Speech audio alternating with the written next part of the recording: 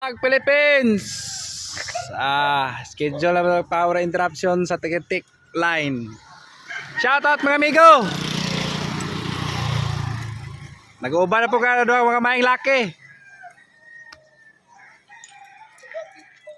Kurambos ni sila. 4-5. Tulo. Ano yung katulo? Kani? Kani? Kani na bako?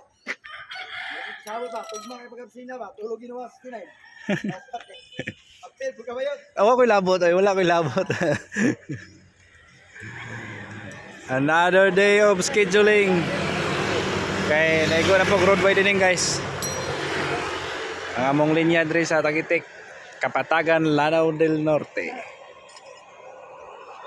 Amo ni siya ibalhin guys, kaya haron nga mabayaran na namin sa DP. Mga amigo na to dia oh. Naapod sila dia. Clearing. Amo ba nga prepare sa materials. Shout out sa tanan ng mga followers ug mga friends dia. Share and follow tayo guys. Landman ang pinakalisod nga trabaho.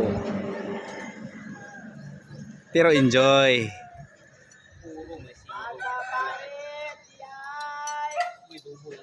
Lingaw-lingaw lang ni namo guys among trabaho haron sa kanunay madasig. Ano nga amping lang ta kanunay guys. Kay wa tay kwarta, wa tay trabaho, tikig yung kinabuhi. Trabaho dan sa kwarta. Ana gina siya. Amping na kanunay. Salamat.